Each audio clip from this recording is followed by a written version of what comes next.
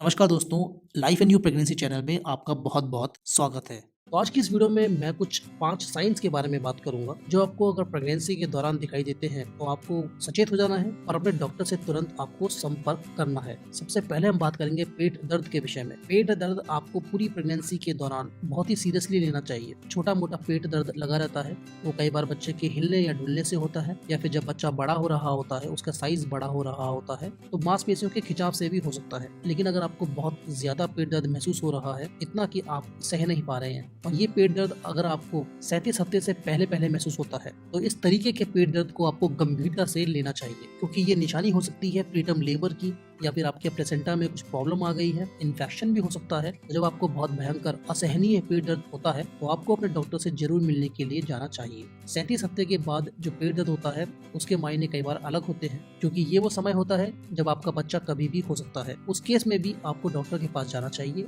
लेकिन वो काफी हद तक पॉजिटिव होता है, क्योंकि बच्चे के लिए कोई खतरे वाली बात नहीं होती है। बच्चा पूरी तरीके से डेवलप हो गया होता है। तो 37 हफ्ते से पहले अगर पेट दर्द हो, तो इसमें आप बिल्कुल भी ढील न दें, क्योंकि इससे बच्चे को खतरा हो सकता है। दूसरी निशानी जो आपको समझनी है, वो है अगर कभी भी बच्चे के मूवमेंट्स या किक्स कम हो जाते हैं, तो यह भी सही बात नहीं होती है। बच्चा गर्भ के अंदर कभी सोता है, कभी खेलता है, और आपको काफी हद तक आइडिया हो जाता है कि कब आपका बच्चा शांत है और कब आपका बच्चा मूवमेंट्स दे रहा है। तो मूवमेंट्स जब उसका देने का समय होता है, तो आपको ध्यान से उसकी मूवमेंट्स को गौर करना है। अपनी लेफ्ट हैंड साइड की करवट लेके आपको लेटना है और ध्यान लगा के बच्चे के मूवमेंट्स को समझने की कोशिश करनी है। 2 घंटे में कम से कम आपके बच्चे को 10 बार आपको मूवमेंट्स देना बहुत ज्यादा जरूरी है। ये एक नॉर्मल बच्चे की पहचान होती है। अगर गर्भ के अंदर बच्चा सही से डेवलप कर रहा है, उसे कोई परेशानी नहीं है, तो 2 घंटे के अंदर अंदर वो 10 बार आपको जरूर मूवमेंट्स देगा। धीरे धीरे करके ये मूवमेंट्स कम हो जाती हैं। जैसे ही आप 8वें और 9वें महीने में प्रवेश करती हैं, तो ये मूवमेंट्स थोड़ी कम होती है, लेकिन मूवमेंट होना बहुत ज्यादा अनिवार्य है। और अगर वो किसी भी समय पे मूव नहीं करता है और वो उसका सोने का समय नहीं है, तो आपको उसको जगाने की कोशिश करनी चाहिए। इसके लिए आप ठंडा पानी पी सकते हैं, कुछ अलग तरीके का खाना खा सकते हैं, कुछ चटपटा खाना खा सकते हैं, तेज म्यूजिक सुन सकते हैं, पेट के ऊपर रोशनी डाल सकते हैं, या अंधेरे में है तो एकदम से रोशनी में आए, रोशनी में है तो एकदम से अंधेरे में आए, शोर वाली जगह पे है तो शांत जगह पे आए, शांत जगह में है तो शोर वाली जगह पे जाएं। तो इस तरीके के कुछ बदलाव करके देखिए। अगर इससे बच्चा मूव करता है तो बहुत बढ़िया बात है, वरना आपको अपने डॉक्टर से संपर्क करने में देरी नहीं करनी चाहिए। तीसरा दोस्तों बहुत इंपॉर्टेंट है, वो ये समझना है कि आपको अगर बहुत तेज सरदर्द हो रहा है और साथ में आपको अपनी आंखों की रोशनी कुछ कम प्रतीत हो रही है, तो ये काफी हद तक साइन होता है एक घातक बीमारी जो कि प्रेगनेंसी में आपको होती है, जिसका नाम है प्रीक्लैम्सिया। ये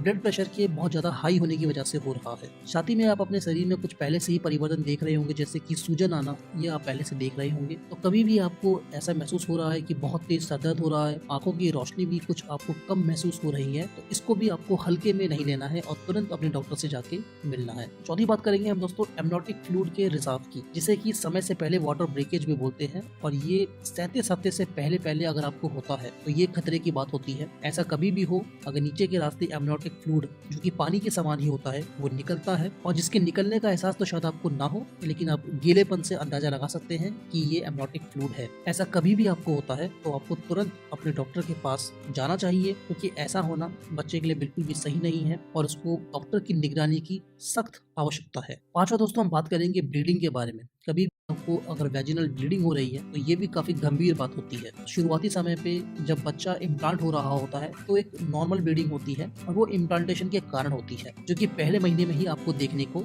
मिल जाएगी। लेकिन फिर आने वाले महीनों में अगर आपको किसी भी महीने में ब्लीडिंग होती है और ब्लीडिंग बहुत ज्यादा मात्रा में हो रही है आपको, तो ये सही बात नहीं होती है, क्योंकि जो इसके परिणाम है वो बहुत सारे हो सकते हैं। प्लेसेंटा का टूटना भी एक कारण हो सकता है, मिस कैरियज की संभावना बनना ये भी एक कारण हो सकता है, पेट में कहीं पे क्षति पहुंच गई है जिसके कारण अंदर से आपको ब्लीडिंग हो रही है, ये भी एक कारण हो सकता है। प्रीटर्म लेबर या फिर इन्फेक्शन, ये बहुत सारे कारण बनते हैं कि आपको ये ब्लीडिंग होती है, और ये सभी के सभी जो चीजें हैं, ये कहीं से भी बच्चे के पॉइंट ऑफ व्यू से बिल्कुल भी सही नहीं होती है।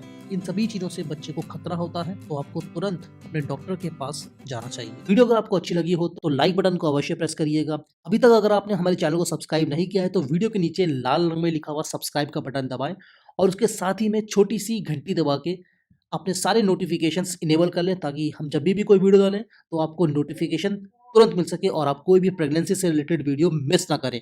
तो चलिए दोस्तों, मिलते हैं अगली वीडियो में, तब तक के लिए नमस्कार।